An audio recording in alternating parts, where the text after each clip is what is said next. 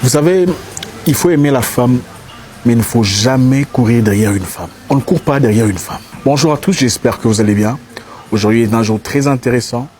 C'est aussi un sujet très sensible, je sais, surtout aux dames, si vous nous suivez aujourd'hui. Mais je sais qu'à la fin, on trouvera un terrain d'entente. Cette vidéo n'a pas pour but d'opposer les hommes aux femmes.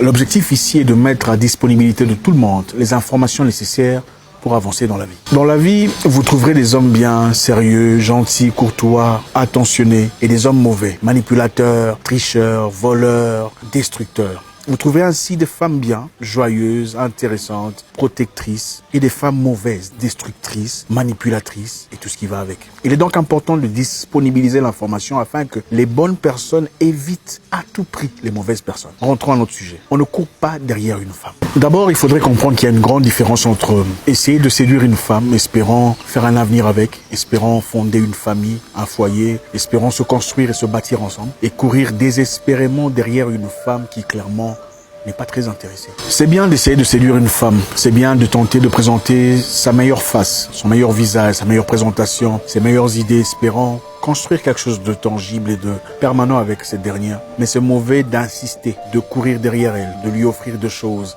de l'appeler de manière permanente, constamment, se forçant, espérant pouvoir à travers cette affaire en tirer une positivité de sa part. Entre autres, une relation ou un mariage. C'est très dangereux. Il ne s'agit pas ici d'occasion où vous parlez à une femme depuis 2 semaines et vous vous dites « Ah, ça fait un moment que je cours après ». Non, pas du tout. Je parle de 12 mois, par exemple, ok? 18 mois que vous courez derrière la même fille et elle vous sort les mêmes excuses, les mêmes histoires. Et quelquefois, elle ne répond pas à vos messages. Elle n'est pas en train de réagir. Et vous insistez. Je veux vous dire ce qui se passe, ok? L'une des principales raisons pour lesquelles une femme ne réagirait pas directement à vos demandes pendant 12 mois ou 18 mois, c'est très simple. Elle n'est pas intéressée. Elle n'est pas intéressée, soit parce que vous n'êtes pas son genre d'homme, ou vous n'êtes pas trop son style, ou vous n'êtes pas tout à fait ce qu'elle cherche, ou parce que voilà, elle n'est pas intéressée. Et c'est dur à accepter. Elle n'est pas intéressée et vous insistez. Et vous entendrez beaucoup de personnes vous dire, bon écoutez, il y a des moments où certaines personnes insistent. Et il se pourrait que vous ayez vécu avec une personne qui a insisté dans une situation.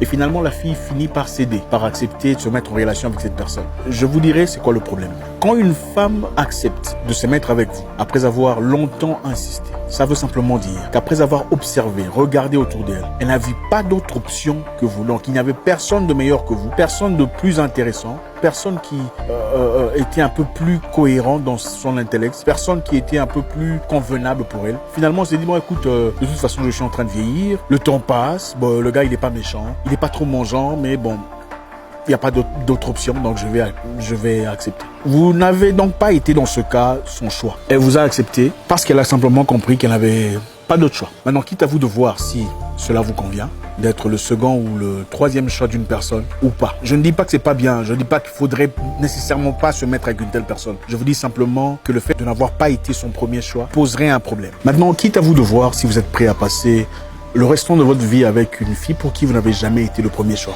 Parce qu'évidemment, il y a des problèmes qui viennent avec. Je sais que beaucoup se disent c'est bon, quelquefois il faut insister, puis ça marche. Ça a marché dans le passé avec beaucoup de personnes. C'est vrai, certes.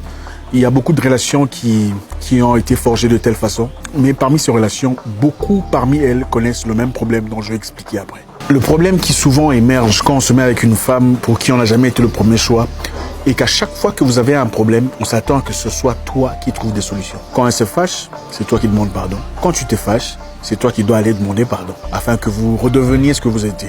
Donc, comme vous l'avez bien compris, vous vous trouvez dans une situation où c'est vous qui fournissez les efforts nécessaires pour aller de l'avant. C'est vous qui faites tout ce qu'il y a à faire pour arranger les choses, pour retrouver la paix, pour trouver des solutions. C'est pas un effort collectif, ok? Un effort d'ensemble entre un homme et une femme dans un but commun. C'est un effort que vous fournissez à chaque fois. Vous portez le fardeau de la relation ou du mariage. Vous portez sur vos épaules cette charge insupportable. Ce n'est pas intéressant. Quand tu te fâches, même quand tu as raison, tu dois aller demander pardon pour retrouver la paix. On ne court pas derrière une femme parce que la femme a rarement de respect pour un homme qui inlassablement court après elle. Il n'y a pas de mystère, il n'y a pas d'engouement, il n'y a pas de secret, c'est pas intéressant.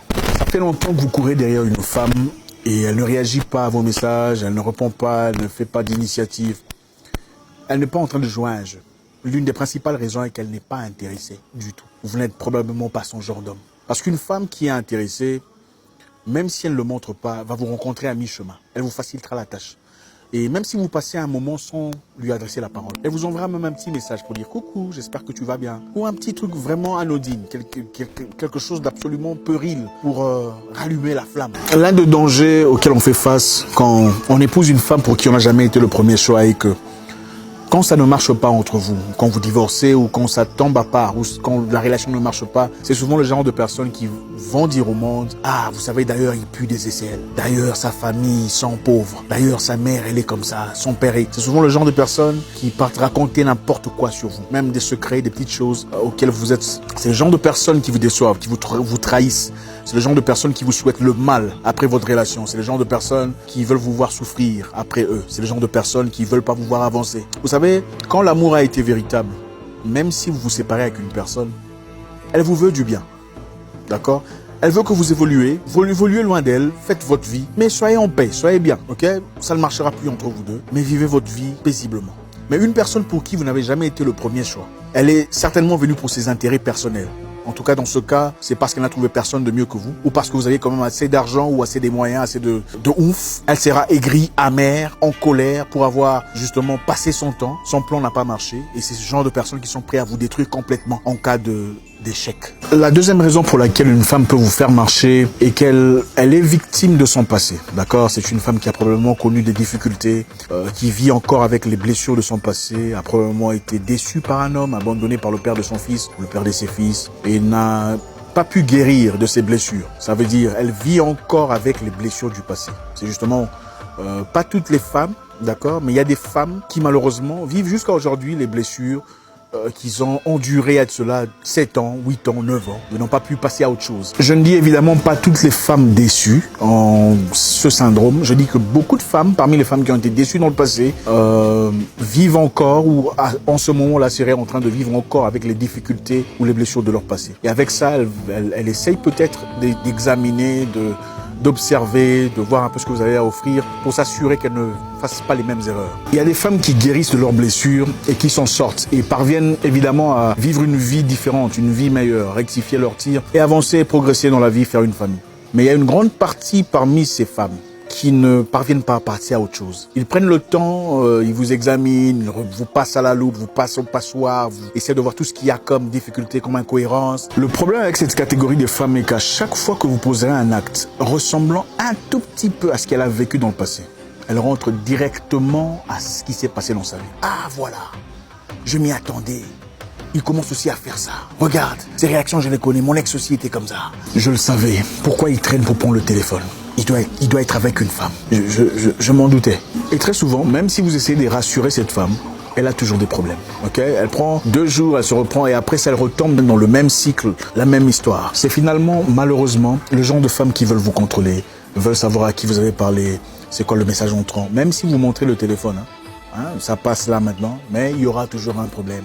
Je sais qu'il y a des hommes ici qui ont déjà vécu ça. Vous essayez de rassurer la fille à 150%, c'est toujours les mêmes histoires, les mêmes problèmes. Mais finalement, elle risque de vous faire croire que c'est vous qui avez un problème. Mais en réalité, c'est elle qui a un problème. Elle n'a jamais guéri des blessures de son passé. C'est le genre de personne qui veut savoir c'est qui la fille qui te sourit, pourquoi tu es rentré en retard. Oui, bon, d'accord, 1 fois, 2 fois, mais on a quand même le droit de sortir un tout petit peu, de passer du temps avec ses amis, des connaissances, on peut en avoir, sans intérêt, sans pas pensée négative. On ne se met pas ensemble pour se surveiller perpétuellement.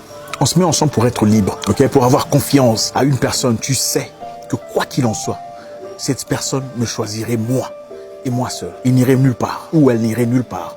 C'est ça l'amour. Donc pour conclure, jeune homme qui me suit, on ne court pas derrière une femme, d'accord? La première raison pour laquelle on serait en train de courir derrière une femme, c'est simplement parce que la femme n'est pas intéressée, ok? Et le danger est que si jamais elle acceptait finalement de se mettre avec vous, vous ne serez pas son premier choix. Vous serez le remplaçant ou bon voilà, il y avait personne d'autre mieux que vous. Finalement, elle a dit bon ok, vous n'êtes pas si moche que ça, bon on va vous donner une chance. Ce n'est pas parce qu'elle vous aime vous. C'est un peu comme si vous partez dans un marché acheter des chaussures et on a pris toutes les belles chaussures et il y a qu'une seule paire qui est restée et c'est vous la dernière paire. Il n'y a pas de choix, il faut se chausser.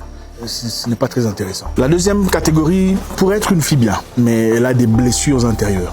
Okay? Parmi elles, certaines guérissent. Et c'est bien si vous tombez sur une qui guérit. Et il y a beaucoup qui ne guérissent pas. Maintenant, à vous de voir si vous voulez prendre ce charge, prendre cette responsabilité de... Sachez une chose, il y a des hommes qui sont nés pour guérir les femmes. Il y a des femmes qui sont nées pour guérir des hommes. Et il y a des hommes qui ne sont pas nés pour guérir qui que ce soit. Maintenant, il faut savoir, est-ce que je suis le genre de personne qui est né pour guérir une femme? Ça, c'est à vous de voir. Ça, c'était 2 parmi les raisons pour lesquelles on ne court pas derrière une femme. On peut l'aimer, on peut la chérir, on peut tenter de la séduire, mais on ne court pas désespérément derrière une femme. La suite au cours de la semaine.